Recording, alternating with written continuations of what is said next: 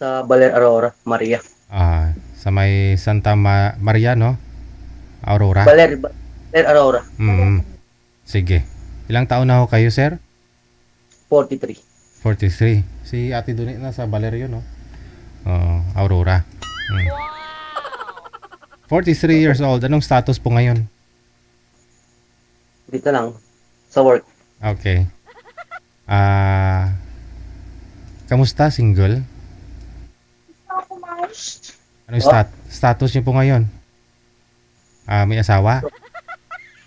Hiwalay na po, hiwalay na. Hiwalay na sa asawa. Ilan po anak? Wala po. Wala kayong anak, pero kasal. Kasal no. Ilang years po kayo nagsama? 12 years.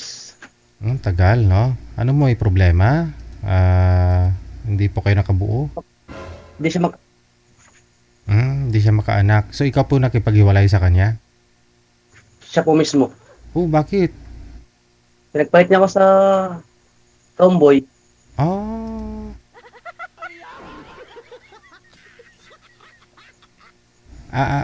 Okay.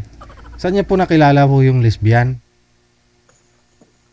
Dito rin sa amin, sa lugar din na Maria Aurora. So, kilala niyo rin po yung lesbian, yung pinalit niya sa'yo? Oo. Okay. Pero nag-ayos naman, maayos naman hiwalayan ninyo? Ayos naman.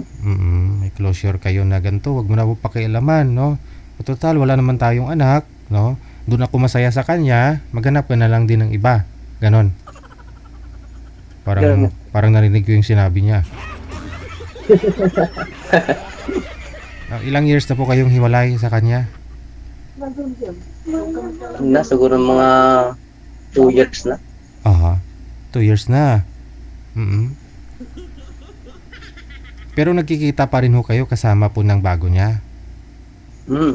Pag nagmada sa work ko, lagi ko siya nakikita sa daan. Nakakasalubong ninyo? Hindi naman. Nakikita ko lang silang dalawa na magkasama. Pero okay lang ho sa'yo yun, sir? Okay lang sa akin, hindi man ako nasasaktan eh.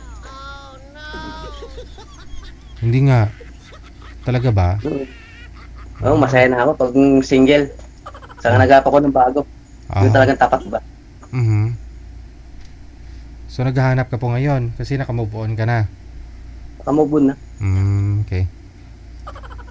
Ano po pinagkakabalahan po ninyo ngayon? Anong trabaho mo? Sa auto shop ng mga tricycle. Motor shop, ganun? May magpapalit ng gulong o may mga i-repair kayo, ganun? Sige. So mga ilang taon po ang gusto ninyo? Basta yung tama edad ko. Okay lang. Gusto nyo rin po magkaanak kasi wala pa ho kayong anak no? Dapat mga 30 plus.